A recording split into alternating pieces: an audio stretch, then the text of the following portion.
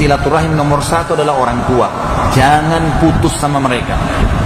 Kalau antum orang tuanya di luar sana, di Jawa, di Sulawesi, kontak teman-teman sekalian.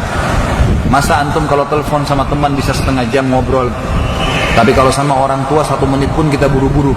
Kadang-kadang ibu kita telepon, ayah kita telepon, sudah ya, tutup langsung buru-buru, saya ada kerjaan. Tapi kalau teman partner bisnisnya telepon, padahal harus diketahui teman-teman sekalian, ada seorang syekh di Saudi memberikan pelajaran kepada kita. Ada beberapa kisah ya, diantaranya ada 2 kisah saya angkat di sini. Yang satu teman-teman sekalian ini lagi pengajian kayak sekarang kita ini, kemudian ayahnya telepon, diangkat sama dia, sebentar jemaah, ayah saya telepon. Lalu diangkat, iya, assalamualaikum, waalaikumsalam. Ayahnya bilang, nak, saya mau undang teman-teman saya makan, saya butuh 5 ekor kambing. Kata ayahnya, ini syekhnya di Jeddah, ayahnya di Qasim, jauh, mungkin bisa 1000 meter, 1000 kilometer, jauh. Kata anaknya ini, syekhnya, baiklah ayah. Dia nggak bilang, saya transfer uangnya ayah beli sana ya, enggak. Ditutup telepon sama dia, diberhentiin pengajian, dia pergi ke penjual kambing, dia sewa mobil pick up, dibeli 5 kambing, disetir sendiri, bawa ke sana, kasih ayahnya, ini ayah, kambingnya ayah pesan, salaman pulang lagi. Lihat bagaimana mereka bakti dengan orang tuanya. Yang satu lagi ditelepon di pengajian nih, ibunya telepon, nak, ibu lagi perlu nak. Dia nggak bilang, maaf ibu saya lagi pengajian nggak? Baik ibu, tutup. Jemaah, ibu saya lagi butuh sama saya, pengajian saya tutup.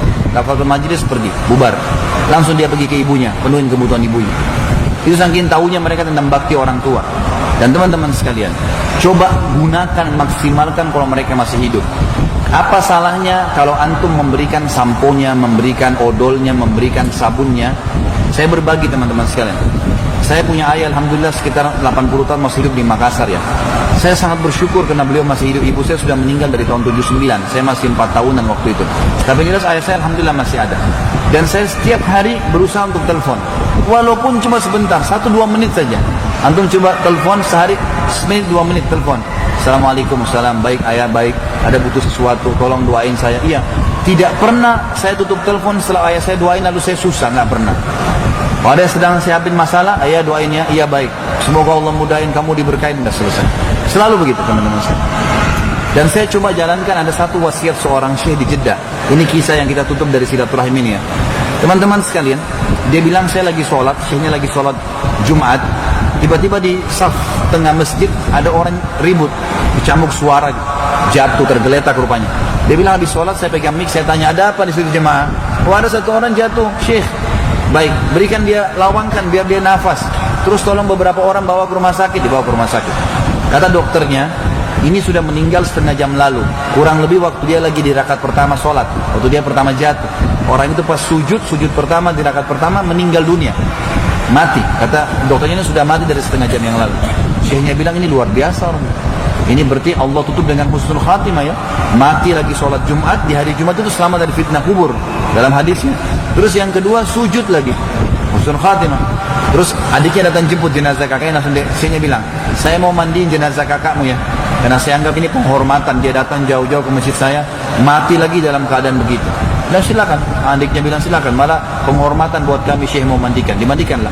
Setelah dimandikan jenazah kakaknya, malam takziahnya, karena sunnah takziah 3 hari, menghibur keluarga yang sedang sedih, maka syekhnya bilang pada adiknya, apa sih perilaku kakakmu sampai Allah tutup, meninggal hari Jumat lagi sujud lagi.